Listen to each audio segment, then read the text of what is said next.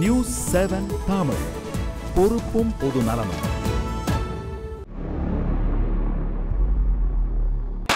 வணக்கம், அனைவருக்கும் புத்தாண்டு வாழ்த்துக்கள். 2014 முடிஞ்சு 2015 அடியெடுத்து வச்சிருக்கோம். இந்த சூழ்நிலையில 2014 தமிழ்நாட்டில் நடந்த முக்கியமான நிகழ்வுகளையும் நாம திரும்பி பார்க்கலாம். தமிழகத்தில் நடந்த மிக முக்கியமான விஷயம் அப்படின்னு பார்த்தோம்னா, இந்த ஆண்டு பல ஆண்டுகளாக நடந்துகிட்டு இருந்த ஜெயலலிதாவின் சொத்து குவிப்பு வழக்கில் தீர்ப்பு வெளியானது. பொதுமக்களிடையேயும் அரசியல் தலைவர்களிடையேயும் பலவிதமான ஒரு எதிர்பார்ப்பு இருந்தது. இந்த தீர்ப்புக்கு முன்னாடி இந்த தீர்ப்பு வெளியானதுக்கு பிறகு பல அரசியல் மாற்றங்களும் நிகழ்ந்தது. அது பற்றி பார்க்கலாம். 18 வருடங்கள் 7 நீதிபதிகள் 2 மாநிலங்களில் நடைபெற்ற விசாரணை இந்த ஆண்டில் முடிவுக்கு வந்தது. 1991 ஆண்டு முதல் 1996 ஆண்டு வரை ஜெயலலிதா தமிழக முதலமைச்சராக இருந்த காலத்தில் வருமானத்திற்கு அதிகமாக சொத்து சேர்த்த வழக்கில் 1997 ஆண்டு சென்னையில் அமைக்கப்பட்ட சிறப்பு நீதிமன்றத்தில் விசாரணை தொடங்கியது. 1996 ஆண்டு அதிமுக ஆட்சி முடிவுக்கு வந்தது. அதன் பின்னர் வந்த திமுக ஆட்சியில்தான் இந்த வழக்கு பதிவு செய்யப்பட்டது. அதன் பிறகு மீண்டும் 2001 ஆண்டு அதிமுக ஆட்சி அமைத்தது. அப்போது மீண்டும் முதலமைச்சராக ஜெயலலிதா பொறுப்பேற்றார். முதலமைச்சராக உள்ள ஜெயலலிதாவுக்கு எதிரான வழக்கு தமிழகத்தில் நடைபெறக்கூடாது என்றும் அதை வேறு மாநிலத்திற்கு மாற்ற வேண்டும் என்றும் திமுக பொதுச் செயலாளர் அன்பழகன் உச்சநீதிமன்றத்தில் வழக்கு தொடர்ந்தார். 2003 ஆண்டு சொத்து குவிப்பு வழக்கு பெங்களூருவுக்கு மாற்றப்பட்டது. 18 வருட விசாரணைக்கு பிறகு இந்த ஆண்டு செப்டம்பர் மாதம் 20 தீர்ப்பு வழங்கப்படும் என்று இந்த வழக்கை விசாரித்த நீதிபதி குன்ஹா அறிவித்தார். ஜெயலலிதா முதலமைச்சர் என்பதால் கூடுதலாக பாதுகாப்பு ஏற்பாடுகள் உறுதி செய்யும் வகையில் தீர்ப்பு ஒரு வாரத்திற்கு ஒத்திவைக்கப்பட்டது. தீர்ப்பு வழங்கும் இடம் பெங்களூரு பரப்பன அக்ரஹாரம் என்றும் அறிவிக்கப்பட்டது. செப்டம்பர் 25 தொடங்கியே இந்தியாவில் உள்ள அனைத்து ஊடகங்களும் தீர்ப்பு குறித்த செய்தியை வெளியிடுவதற்காக தயாரிப்பில் இறங்க தொடங்கின. அதிமுக சட்டமன்ற உறுப்பினர்கள், அமைச்சர்கள் தொடங்கி அதிமுக தொண்டர்களும் பெங்களூருவில் குவிய தொடங்கினர். தீர்ப்பு வழங்கப்படும் நாளன்று பரப்பன அக்ரஹார சிறை வளாகத்தின் சுற்றுவட்டார பகுதியில் 144 தடை உத்தரவை பிறப்பித்தார் பெங்களூரு நகர காவல்துறை ஆணையர். செப்டம்பர் 27 தீர்ப்பு வழங்கப்படும் நாள். தீர்ப்பு வழங்கப்படும் பரப்பன அக்ரஹார சிறைச்சாலையின் சுற்றுவட்டார பகுதியில் காவல்துறையின் கட்டுப்பாட்டின் கீழ் கொண்டு வரப்பட்டது. அதிமுக தொண்டர்கள் தீர்ப்பு வழங்கப்படும் இடத்திற்கு 1 கிலோமீட்டருக்கு முன்னரே தடுத்து நிறுத்தப்பட்டனர். பத்திரிகையாளர்கள் சில மீட்டர் தொலைவிற்கு முன்னரே தடுத்து நிறுத்தி வைக்கப்பட்டனர். தமிழகத்தின் முக்கிய அமைச்சர்கள் மட்டும் சிறைச்சாலையின் வெளியே நிற்க அனுமதிக்கப்பட்டனர். குற்றம் சுமத்தப்பட்டவர்கள் மற்றும் அவர்களின் வழக்கறிஞர்கள், அதேபோல திமுக தரப்பின் வழக்கறிஞர்கள் மட்டும் தற்காலிக நீதிமன்ற வளாகத்திற்குள் அனுமதிக்கப்பட்டனர். காலை சுமார் 10 மணி அளவில் ஜெயலலிதா மற்றும் குற்றம் சுமத்தப்பட்டவர்கள் நீதிமன்றத்திற்கு வந்து சேர்ந்தனர்.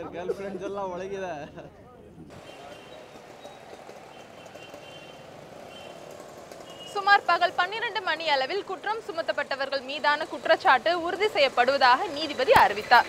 அதாவது அப்போதைய முதலமைச்சர் ஜெயலலிதா, அவருடைய தோழி மற்றும் இளவரசி சுதாகரன் ஆகியோர் குற்றவாளிகள் என தீர்ப்பளித்து நீதிபதி குன்ஹா உத்தரவிட்டார். மாலை சுமார் 4 மணி அளவில் தண்டனை விபரம் மெல்ல கசிய தொடங்கியது.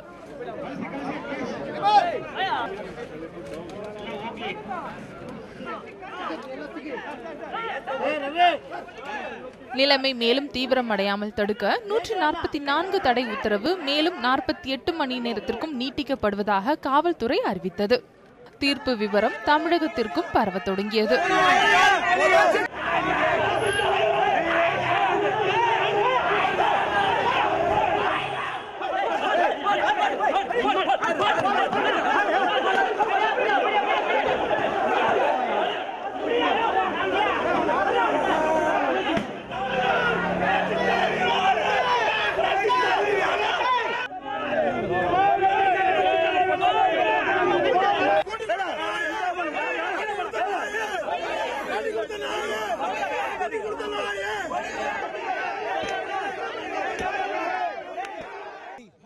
மாலை 7 மணி அளவில் நீதிமன்றத்திலிருந்து வெளியே வந்த அரசு தரப்பு வழக்கறிஞர் பவானி சிங் தீர்ப்பின் முழு விவரத்தையும் செய்தியாளர்களிடம் தெரிவித்தார்.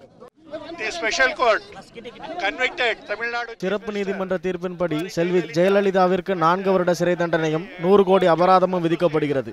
அவரது கூட்டாளிகளான சசிகலா, சுதாகரன், இளவரசி ஆகியோருக்கும் 4 வருட கால சிறை தண்டனையும் தலா ரூபாய் 10 கோடி அபராதமும் விதிக்கப்படுகிறது. தண்டனை விதிக்கப்பட்டதை தொடர்ந்து ஜெயலலிதா உட்பட 4 பரப்பன அக்ரஹார சிறைச்சாலையில் அடைக்கப்பட்டனர். குற்ற வழக்கில் 2 வருடத்திற்கு மேல் தண்டனை பெற்றவர்கள் மக்கள் பிரதிநிதிகளாக நீடிக்க முடியாது என்று உச்சநீதிமன்றம் ஏற்கனவே அளித்திருந்த தீர்ப்பின் அடிப்படையில் ஜெயலலிதா சட்டமன்ற உறுப்பினர் பதவியையும் முதலமைச்சர் பதவியையும் இழந்தார்.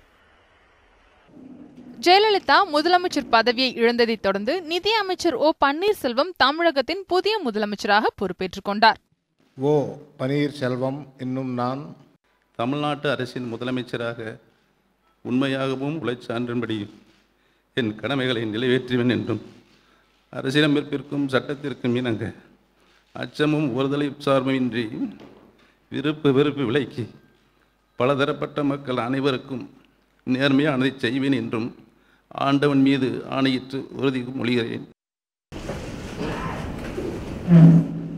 முதலமைச்சராக பொறுப்பேற்றுக் கொண்ட ஓ பன்னீர்செல்வம் கண்ணீர் மல்க உறுதிமொழி ஏற்றுக்கொண்டார். அவருடன் புதிதாக பொறுப்பேற்றுக் கொண்ட அமைச்சர்களும் கண்ணீருடனே பொறுப்பேற்றுக் கொண்டனர். ஒருவரிடமோ பலரிடமோ நேர்முகமாக மறைமுகமாக அறிவிக்க வெளிப்படுத்த மாட்டேன் என்று ஆண்டவன் மீது ஆணையிட்டு உறுதிமொழிகிறேன். ஜெயலலிதாவுக்கு தண்டனை விதிக்கப்பட்டதை தொடர்ந்து தமிழகத்தில் அதிமுகவினர் மட்டுமின்றி திரையுலகத்தினர் உட்பட பல்வேறு தரப்பினரும் பல்வேறு வகையிலான போராட்டங்களில் ஈடுபட்டனர். சிறையில் உள்ள ஜெயலலிதாவுக்கு தங்கள் ஆதரவு உள்ளது என்பதை விளக்கும் வகையில் அவருக்கு ஜாமீன் வழங்க வேண்டும் என்பதை வலியுறுத்தும் வகையில் இந்த போராட்டங்கள் நடத்தப்பட்டன.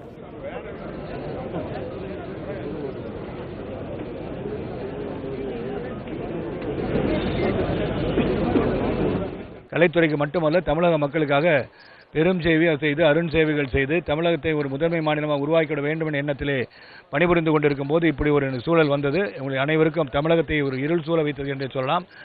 ஒரு வருத்தத்தில் அனைவரையும் ஆழ்த்திருக்கிறது. ஒரு கடுமையான தண்டனையாக அனைவரும் உணர்கிறார்கள்.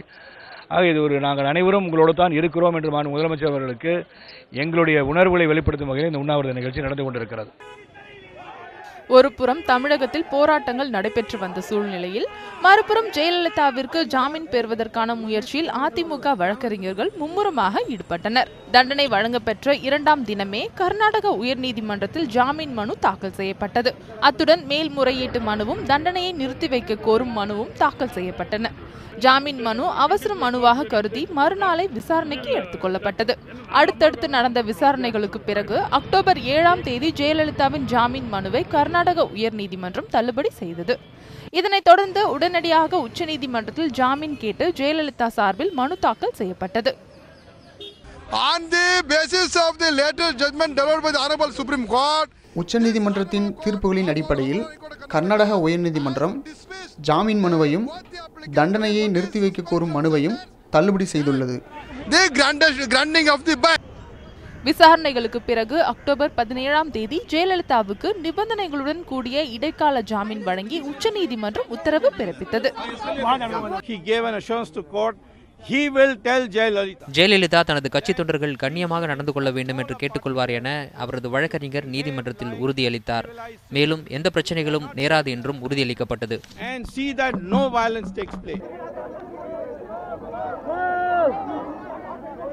ஜாமீன் கிடைத்த மறுநாள் ஜெயலலிதா பெங்களூரு பரப்பன அக்ரஹாரத்தில் அமைந்துள்ள சிறையிலிருந்து விடுதலை செய்யப்பட்டார். 21 நாள் அவங்கள அடைச்சி தான் வைக்க முடியும். அம்மா உள்ளே இருக்காங்க அப்படின்னோடனே இங்கே எவ்வளோ பேர் வந்து அவங்க பண்ண அட்டூழியம் ஐச்சாட்டியம் என்னென்னவோ சொன்னாங்க, புலம்புனாங்க, எல்லாம் சரி. பட் இன்றைக்கி அம்மா வராங்கன்னொடனே எல்லாம் சைலண்டானாங்க. பார்த்தீங்களா, அதுதான் அம்மா வருவாங்க, மீண்டு வந்துட்டாங்க, மீண்டும் முதலமைச்சராக உட்காருவாங்க. அம்மா எப்படி நிரந்தர பொதுச் செயலாளரோ அதே மாதிரி அம்மா என்றைக்குமே நிரந்தர முதல்வராக இருப்பாங்க. முதல்வர் மட்டும் இல்லை, இனி அடுத்த கட்டம் அம்மா பிரதமர் தான்.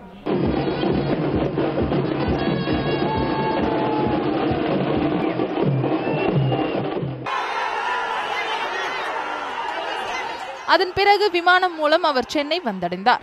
சென்னை வந்த ஜெயலலிதாவை வரவேற்க விமான நிலையம் முதல் அவருடைய இல்லம் அமைந்துள்ள போயஸ் தோட்டம் வரையில் அதிமுகவினர் சிறப்பு ஏற்பாடுகள் செய்திருந்தனர். 21 நாட்களுக்கு பிறகு சென்னை திரும்பிய ஜெயலலிதாவுக்கு தாரை தப்பட்டை முழங்க அதிமுகவினர் சிறப்பான வரவேற்பை அளித்தனர்.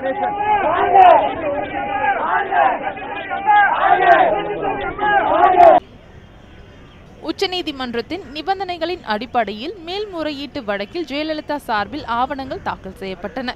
இறுதியாக கடந்த டிசம்பர் 18ஆம் தேதி இந்த வழக்கு உச்சநீதிமன்றத்தில் விசாரணைக்கு வந்தபோது ஜெயலலிதாவுக்கு வழங்கப்பட்ட இடைக்கால ஜாமீனை மேலும் 4 மாதங்களுக்கு நீட்டித்து உத்தரவு பிறப்பிக்கப்பட்டது.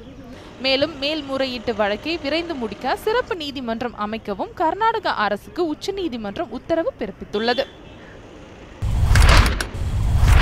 என் தமிழ்நாடு 2014 தொடர்ந்து பல சுவாரஸ்யமான சம்பவங்களை பார்க்க இருக்கிறோம். ஒரு சிறிய இடைவேளைக்கு பிறகு